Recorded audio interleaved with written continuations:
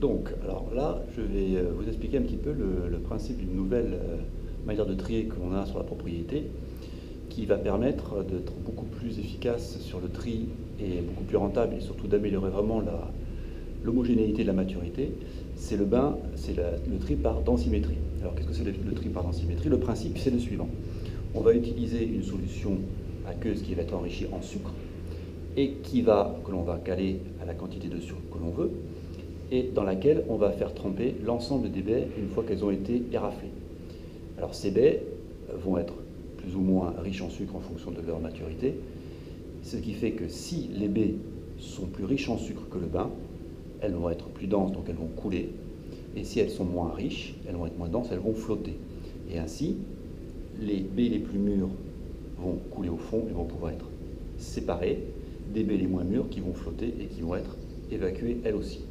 Ça permet d'avoir un tri de baies qui vont avoir des apparences qualitatives identiques, c'est-à-dire que ce sont des baies qui sont mûres, qui sont colorées, mais que l'œil humain n'est pas capable de différencier.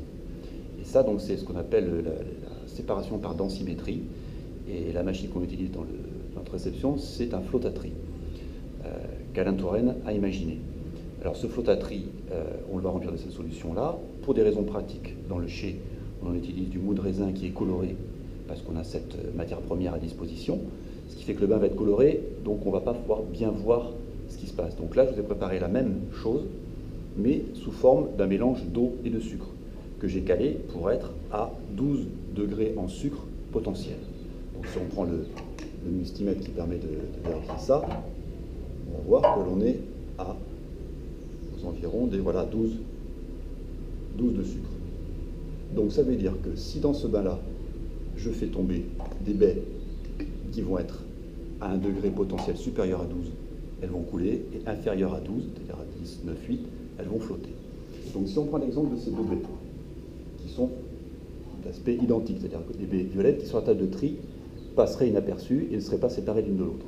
Si on les fait tomber dans le bain et qu'elles ont des maturités différentes en sucre, on va pouvoir les séparer. Par exemple, la première coule, donc ça veut dire qu'elle est plus riche que 12 degrés, la deuxième va flotter. Donc ça veut dire que cette baie-là, la baie du haut, va être moins mûre, elle va pouvoir être enlevée simplement en récupérant le surnageant, et cette baie qui est au fond va être récupérée par un tapis et évacuée sur la dernière table de tri, qui va être nettoyée, s'il reste des petits bouts de rafle, par une personne physique. Voilà.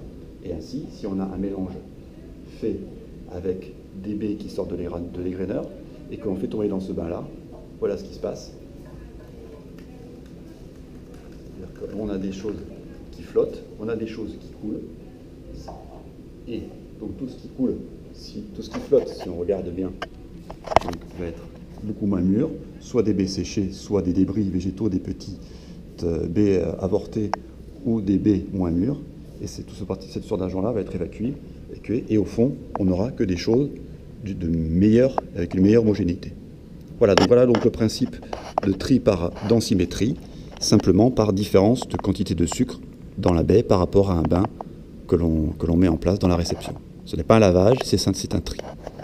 Voilà.